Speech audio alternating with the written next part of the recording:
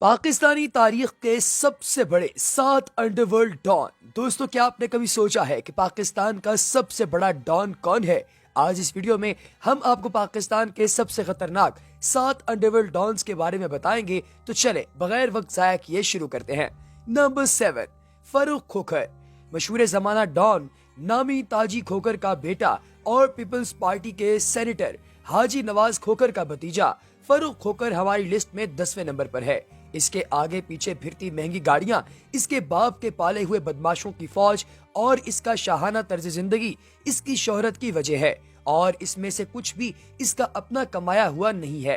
یہ سب اس کے باپ کی بنائی ہوئی دولت ہے۔ اسلام آباد میں ایئرپورٹ کے قریب ڈیرہ تاجی کھوکھر اس کی شاہانہ زندگی کی ایک جھلک ہے۔ یہاں بہت سے نایاب جانور پالے گئے ہیں اور طرح طرح کی گاڑیاں بھی موجود ہیں۔ فاروق کھوکھر نے کھوکھر 333 کے نام سے ایک گروپ بھی بنا رکھا ہے، جس کا سوشل میڈیا پر بڑا چرچا ہے۔ فاروق کھوکھر بدماشی کے علاوہ پچھلے کچھ عرصے سے فلاحی کاموں میں بھی بڑا سرگرم نظر آتا ہے۔ حالیہ دنوں میں اسلام آباد کے کسی ایس پی کی طرف سے گرفتار کیے جانے پر سوشل میڈیا پر فاروق کھوکھر کی طرف سے بڑی گرما گرمی رہی ہے۔ Number 6، Gogi but. دوستو، دنیا کی تاریخ میں لاہور میں پہلی مرتبہ کسی ایئرپورٹ کے اندر جا کر قتل کیا گیا۔ قتل ہونے والے کا نام ٹیپو ٹرکا والا تھا۔ جس شخص کو اس قتل سے شہرت ملی اس کا نام گوگی بٹ ہے۔ 1960 میں آنے والے گنڈا ایکٹ میں لاہور کا اکلوتا بچنے والا بدماش خواجہ عقل بٹ ہے، جو کہ گوگی بٹ کے نام سے مشہور ہوا۔ چھوٹی عمر میں ہی گوگی بٹ نے گوال منڈی سے بھتہ خوری اور لینڈ گرینگ میں اپنا نام کمایا۔ حکومتیں آتی جاتی رہی، مگر گوگی بٹ آج بھی لاہور پر راج کرتا ہے۔ یہ اس بات کا ثبوت ہے کہ اس نے سیاسی سطح پر کیسے خود کو مضبوط کر رکھا ہے اور اس کے دوست کتنے طاقتور ہیں۔ نمبر 5، عابد باکسر۔ یہ کسی تعارف کا محتاج نہیں ہے۔ اس کی وجہ شہرت میاں شہباز شریف کا انکاؤنٹر اسپیشلسٹ ہونا تھی۔ 90 کی دہائی میں یہ پنجاب پولیس میں نوکری کرتا تھا اور اسے یہ نوکری سپورٹس کوٹے پر ملی تھی۔ یہ ایک باکسر تھا۔ عابد باکسر کا اصل نام عابد حسین قریشی ہے۔ یہ اپنے انکاؤنٹرز کی وجہ سے مشہور ہوا۔ اس پر وقت کے چیف منسٹر میاں شہباز شریف کی نظر پڑی اور میاں شہباز شریف نے عابد باکسر کو ایک عرصے تک اپنے ذاتی دشمنی جتنے بھی لوگ تھے ان سب کو ٹھکانے لگانے کے لیے استعمال کیا۔ یہ وہ دور تھا جب پنجاب میں عابد باکسر کا نام ڈر کی علامت سمجھا جاتا تھا۔ کچھ عرصے بعد میاں شہباز شریف کو بھی یہ احساس ہوا کہ عابد باکسر کو بہت زیادہ استعمال کر لیا ہے، اب یہ ہمارے لیے خطرناک ہے۔ دوسری طرف عابد باکسر بھی یہ بھاپ گیا تھا کہ اب شریف خاندان اس کو مروا ڈالے گا، اس لیے وہ پاکستان سے بھاگ گیا۔ عابد باکسر کو انٹرپول کی مدد سے گرفتار کر کے پاکستان بھی لایا گیا اور ان پر کیسز بھی چل رہے ہیں۔ یہ میاں شہباز شریف کے خلاف وعدہ معاف گواہ بن چکے ہیں۔ کچھ خبروں کے مطابق جوانی میں انہیں سٹیج کی شان نرگس سے پیار ہو گیا تھا۔ نرگس نے ان سے وعدہ کیا تھا کہ وہ کبھی مجرا نہیں کرے گی، مگر پیسے کی تڑپ نے اسے پھر ناچنے پر مجبور کر دیا۔ اس بات کا عابد باکسر کو پتا چلا تو انہوں نے ساری دنیا کے سامنے نرگس کی سرعام ٹنڈ کر ڈالی۔ نمبر 4، عزیر بلوچ۔ پاکستان کے سب سے بڑے مافیا کی لسٹ میں نمبر 4 پر ایک بہت ہی ڈرامیٹک کریکٹر آتا ہے۔ عزیر بلوچ کا پورا نام عزیر جان بلوچ ہے۔ یہ زرداری دور حکومت میں ہونے والے لیاری گینگ وار کا سب سے بڑا فگر ہے۔ اس کی کہانی اور عابد باکسر کی کہانی بہت زیادہ ملتی جلتی ہے۔ عزیر بلوچ پولیس میں بھرتی ہونا چاہتا تھا اور اس کے لیے اس نے بہت زیادہ ٹیسٹ بھی دیے۔ ٹیسٹ میں اس نے نشانہ بازی میں ٹاپ کیا۔ یہ پولیس والا بننا چاہتا تھا، مگر سندھ کے کرپٹ سسٹم نے اس کے لیے کچھ اور ہی فیصلہ کیا۔ 2003 میں اس کے والد فیض محمد اور فیضو ماما کو ارشد پپو گینگ والوں نے اغوا کر لیا اور بھتہ مانگا۔ عزیر بلوچ بھتہ نہ دے پایا اور اس کے باپ کو بہت تکلیفیں دینے کے بعد قتل کر دیا گیا۔ عزیر بلوچ بدلے کی آگ میں جلنے لگا۔ پہلے اس نے کورٹ کیس کر کے انصاف چاہا، جو کہ نہ ملا۔ پھر اس نے خود کا ایک گینگ بنا لیا۔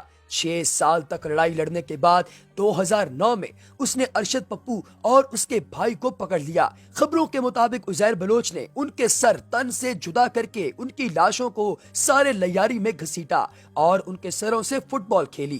زرداری اور اس کے خاندان نے اسے ایک عرصے تک اپنے دشمنوں کو اٹھا کر قتل کرنے کے لیے استعمال کیا، جیسے شریف فیملی نے عابد باکسر کو استعمال کیا تھا۔ اسے احساس ہوا کہ جتنا اسے استعمال کر لیا گیا ہے، اب اسے مروا دیا جائے گا، اور یہ ایران بھاگ گیا۔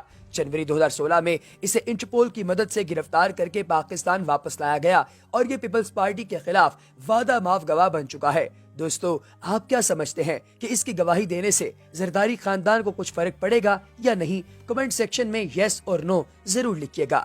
نمبر 3، الطاف حسین۔ الطاف حسین کسی تعارف کے محتاج نہیں۔ جتنے بے گناہ لوگوں کے قتل کا الزام الطاف حسین پر ہے، اتنے تو شاید کسی غیر مسلم نے بھی نہ کیے ہوں۔ خیر، ان کے مسلمان ہونے کا بھی کوئی کنفرم نہیں۔ الطاف حسین ایک ایسے طبقہ فکر کو لیڈ کرتے ہیں جو کہ برے صغیر پاک و ہند کی تقسیم کی آج بھی مخالفت کرتے ہیں۔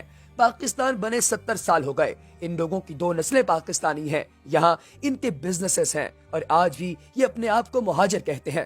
الطاف حسین پر پاکستان بھتہ خوری اور کڈنیپنگ، قتل، کرپشن اور غداری کے مقدمات چل رہے ہیں، اور برطانیہ میں بھی ان پر منی لانڈرنگ کا ایک کیس چل رہا ہے۔ الطاف حسین ایسا درندہ ہے جو اپنے پارٹی کے لوگوں کو بھی نہیں بخشتا۔ اس نے MQM کے ڈاکٹر عمران فاروقی کو ملنے کے بہانے لندن بلا کر قتل کرا دیا تھا، کیونکہ پارٹی میں ڈاکٹر عمران فاروقی کو عزت کی نگاہ سے دیکھا جاتا تھا، اور یہ بات چل رہی تھی کہ اگر ڈاکٹر عمران فاروقی MQM کی باغ ڈور سنبھال لیں تو بہت اچھا ہوگا۔ کراچی میں بوری بند لاشوں کا ٹرینڈ بھی الطاف حسین نے ہی شروع کیا تھا۔ کراچی والوں کو یہ بات سمجھ لینی چاہیے کہ ایسے لوگ کبھی بھی ان کے لیڈر نہیں بن سکتے۔ نمبر 2، تاجی کھوکھر۔ دوستو، اگر آپ نے کبھی سوچا ہے کہ ملک ریاض کے پاس کون سی جادو کی چھڑی ہے جو وہ ہزاروں ایکڑ زمینیں خالی کروا کر وہاں بحریہ ٹاؤن لانچ کر دیتے ہیں، تو اس جادو کی چھڑی کا نام تاجی کھوکھر ہے۔ فروخ کھوکھر کا باپ امتیاز کھوکھر عرف تاجی کھوکھر پنڈی کے مشہور زمانہ ڈان جن کا نام ہر نمبر 2 کام میں جڑا ہوتا ہے۔ دوستو، اسلام آباد ایئرپورٹ کے ساتھ ان کا ڈیرا تاجی کھوکھر کے نام سے بہت بڑا فارم ہاؤس ہے، جہاں دنیا بھر کے نایاب جانور اور پاکستان کی سب سے مہنگی کاریں پائی جاتی ہیں۔ ان کے بھائی حاجی نواز کھوکھر پیپلز پارٹی کے سینیٹر رہے اور ہر 2 نمبر کام میں اپنے لاڈلے بھائی تاجی کھوکھر کی ڈال بنتے ہیں۔ تاجی کھوکھر زرداری صاحب کے بھی بہت لاڈلے ہیں۔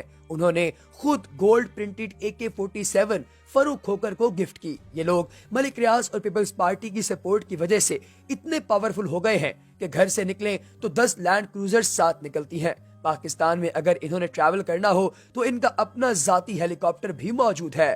نمبر 1، سیٹھ عابد حسین۔ دوستو، ہماری لسٹ میں موجود سب انڈرورلڈ ڈانس سیٹھ عابد حسین کے سامنے چندی چور لگتے ہیں۔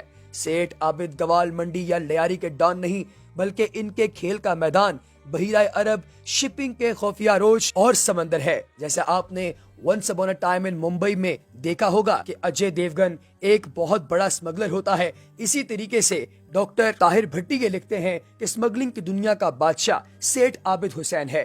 چھوٹی عمر میں یہ محکمہ ڈاک میں بھرتی ہوئے یہ بہت تیز انسان تھے۔ انہوں نے بہت جلدی ہی بھانپ لیا کہ ایک محکمہ ڈاک کی گاڑی کچھ خفیہ سامان بھی یہاں سے وہاں پہنچاتی ہے۔ یہ لوگ اسمگلرز تھے اور سیٹھ عابد حسین کی قابلیت سے متاثر ہو کر انہوں نے انہیں اپنے ساتھ ملا لیا اور آگے چل کر سیٹھ عابد دنیا کے سب سے بڑے سونے کے اسمگلر بنے۔ جب پاکستان میں ایٹامک پروجیکٹ شروع کرنا تھا تو امریکہ نے پاکستان میں نیوکلیئر پروسیسنگ یونٹ دینے سے انکار کر دیا۔ یہ سیٹھ عابد حسین تھے جو آسٹریلیا سے سامان اٹھا کر سمندر کے پانی سے ہوتے ہوئے یہ سسٹم پاکستان لائے تھے۔ ان کے بارے میں یہ بھی مشہور ہے کہ بھٹو نے ان کا سونے سے بھرا ہوا جہاز پاکستان کی پورٹ لنگر اندراج ہونے سے روک دیا تھا، جس پر انہوں نے آکسفورڈ میں پڑھتی ہوئی بے نظیر بھٹو کو اغوا کر لیا تھا۔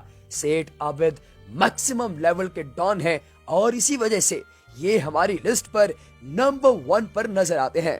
تو دوستو، آپ کو ان تمام ڈانز میں سے سب سے زیادہ انسپائر کس نے کیا؟ کمنٹ سیکشن میں ہمیں بتانا ہرگز نہ بھولیے گا۔ اگلی ویڈیو تک دیجیے اجازت، اللہ حافظ۔